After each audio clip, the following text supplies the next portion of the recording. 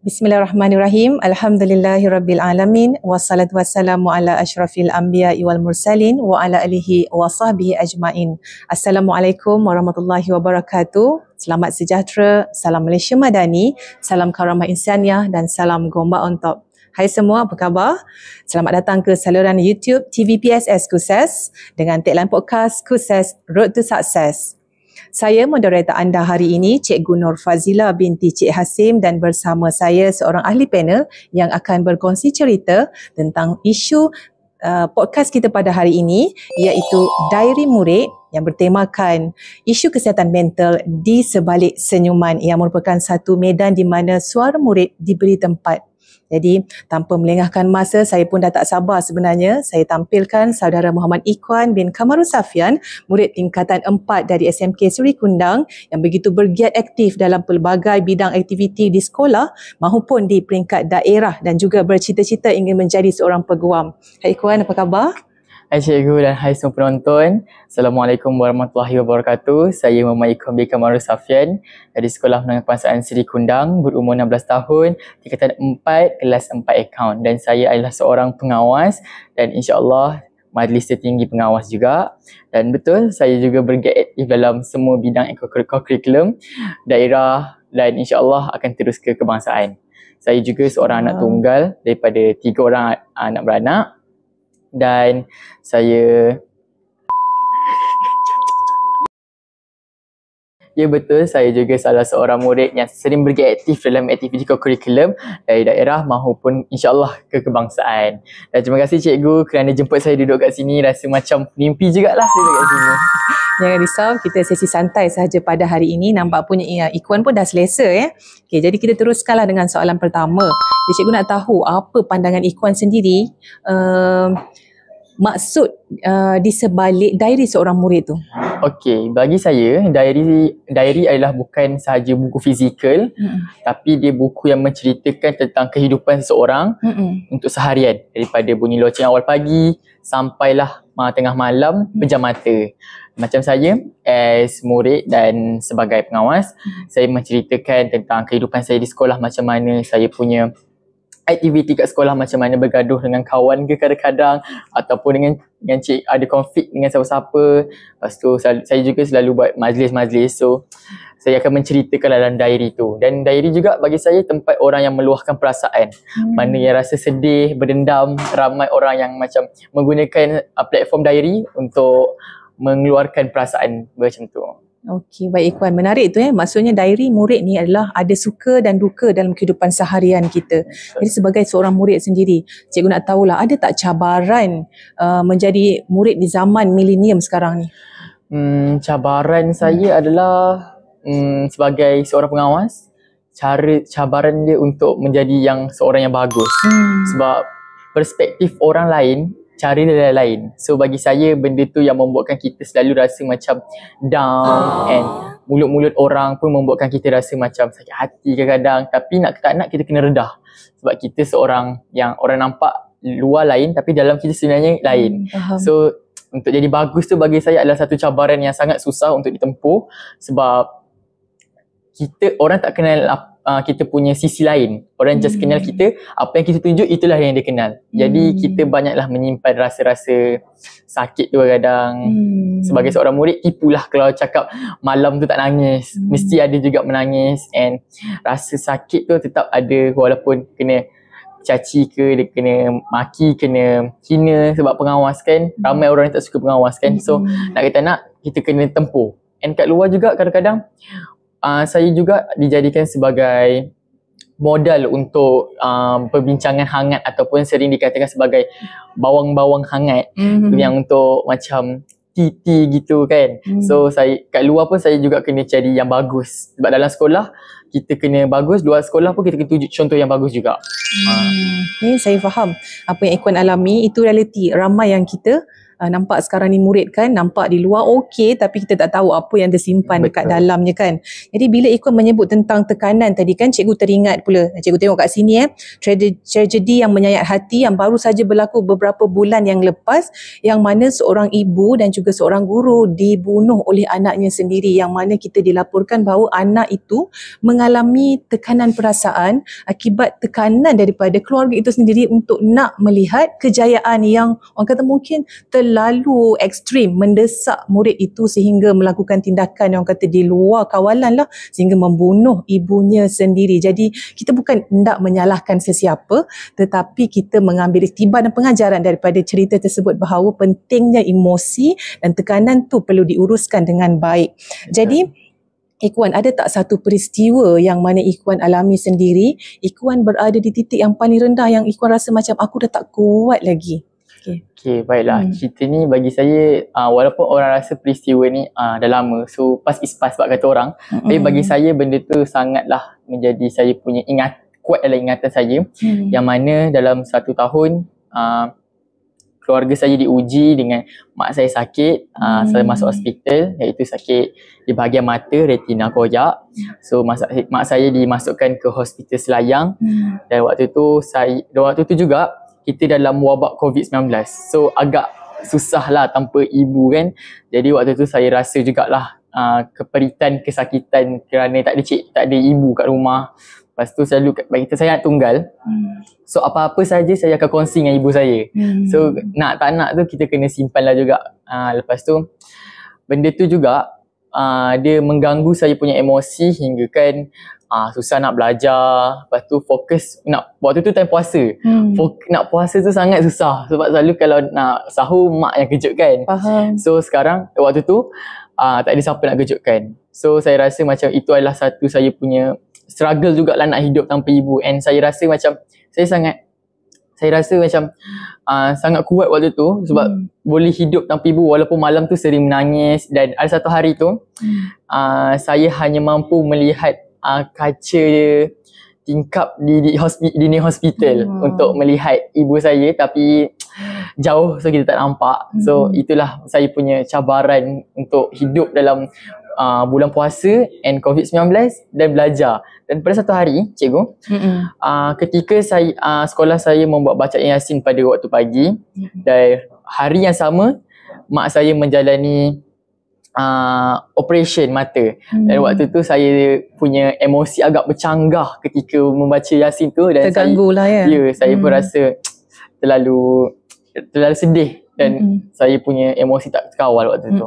Itulah saya rasa macam sakit tu masih ada dalam hati dan peristiwa tu still ada dalam ingatan saya. Jadi sekarang macam mana keadaan ibu Ikhwan? Alhamdulillah sekarang baik-baik saja setelah menjalani 2 operation retina mata tu. So alhamdulillah sekarang makin pulih.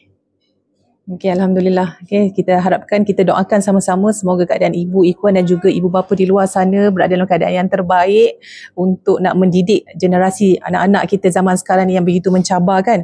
Jadi itulah sebab saya selalu kata kepada murid ni, murid bukan mesin untuk belajar yang kita boleh terlalu untuk tekankan mereka, memberi tekanan yang terlalu ekstrim. Sebab mereka ni ada emosi, ada cerita yang tersendiri. Jadi sebagai guru, ibu bapa dan juga orang dewasa, kita perlu membimbing, memberi galakan, memberi sokongan untuk mereka menguruskan emosi dengan baik. Jadi hal ini kerana emosi kita ni umpama sebiji belon. Nampak cantik di luar, kita tiup, makin ditiup makin cantik mengembangkan, tapi kita tak tahu tekanan di dalam tu macam mana. Kan? Hanya orang yang merasai sahaja, tetapi kita belajar daripada kesilapan mungkin. Kalau belon itu pada satu saatnya dia akan meletup kalau kita tidak melepaskan sedikit demi sedikit udara yang berada di dalam. Begitulah juga emosi kita. Kalau kita tidak belajar untuk berkongsi, belajar untuk menguruskan dengan baik, kita akan burst. Pada suatu saat tu tiba-tiba ada orang mengamuk, memukul orang lain kan, bertindak ganas ataupun mencederakan diri, dan juga ada juga cubaan untuk membunuh diri. Itu yang paling kita takutilah. Jadi sama-samalah kita menjaga emosi sesama kita ini, semoga semua harmoni, semua dapat diuruskan dengan baik. Jadi okey Ikhwan, kalau Ikhwan lah boleh bercakap kepada semua guru dan ibu bapa di luar sana, jadi apa kata-kata yang Ikhwan nak sampaikan? Baiklah, kata-kata yang saya boleh sampaikan saya harap kata-kata saya tak menyakiti hati sesiapa lah ya. Maaf dulu saya cakap. Baik, saya memohon kepada guru-guru, ibu bapa di luar sana untuk melihat anak ni daripada secara manusia. Dan kami bukan robot untuk dikongkong, untuk dipaksa. Sebab kami pun inginkan hidup yang secara selesa, hidup yang secara sendiri. Dan saya untuk mengkongkong tu saya sangat setuju ibu bapa untuk mengkongkong anak supaya tidak belajar daripada kawan-kawan perkara-perkara yang buruk. Tetapi ada kalanya mereka perlu diberi peluang untuk menjadi manusia yang berdikari di luar sana tanpa kongkongan ibu bapa. Dan saya juga saya nak share satu peristiwa, boleh cakap? Boleh, silakan. Pada satu hari saya rasa macam saya punya kepala dah sakit sangat sebab saya kena fikir hal sekolah juga, saya kena fikir hal pelajaran. Tapi kadang-kadang walaupun pelajar masuk lambat ke kelas, bukan bermakna mereka tak ingin belajar ataupun apa-apa. Tapi mereka kadang-kadang kalau macam saya pengawas, saya kena settle hal disiplin semua. So bagi saya benda tu agak main juga emosi dengan pelajar sehingga kan guru rasa macam kecewa. Kami juga fikir kadang-kadang kalau jawab exam tu kalau boleh tak nak gagal. Sebab kita nak happykan cikgu, kita nak happykan parent kita nak happykan semua orang. And benda tu juga saya rasa ada dalam semua diri murid, dalam semua jiwa murid inginkan keluarga mereka bahagia, inginkan guru-guru mereka bahagia. Dan kami sebagai murid tidak menginginkan kongkongan yang terlalu tegas, yang terlalu rasa kami stres. Kadang-kadang kami stres pun kami simpan. Ada setengah anak cikgu kadang-kadang dia stres dia akan toreh tangan. Itu adalah kita takut kan? Betul. Benda tu dia bermain dengan fikiran.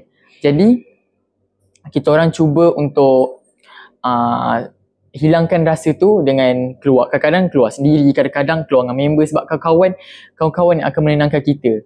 Mungkin saya sokong ibu bapa adalah satu tonggak utama bagi anak-anak, tapi anak-anak pun berhak untuk mencari dia punya kebahagiaan dia sendiri. Jadi saya harap ibu bapa dan guru-guru memahami juga anak-anak kita pada masa kini. Dan kalau kita boleh tengok, kalau tidak cara mengkongkong pun mereka akan terlalu manja. Saya sokong benda tu, tapi jangan terlalu fokus sangat-sangat kepada ketegasan. Kerana pada masa kini pun kita boleh tengok cikgu, anak lebih gemar bersama bapa melainkan ibu. Jadi kita nak hilangkan mentaliti seperti itu, kita relax. Kadang-kadang kita boleh ajar anak dengan cara yang elok, ataupun kalau anak tu tanya soalan, kita boleh tak cakap jawab dengan elok tanpa bermaki-makian. Kerana emosi anak dengan emosi orang dewasa kadang-kadang tidak sama, kadang-kadang berlainan. Jadi benda itulah bagi saya perlu diubah pada masa kini. Okey, terima kasih Puan panjang lebar. Orang kata apa yang nak disampaikan, suara hatilah mungkin mewakili pelajar-pelajar dan remaja di luar sana. Saya pasti ramai yang tersentuh dengan kata-kata tadi. Dan kita harapkan mudah-mudahan episod hari ini membuka mata dan hati kita semua tentang isu yang kita rasa macam klise kan, kesihatan mental. Tapi sebenarnya ia memberi kesan kepada kehidupan seharian kita kan.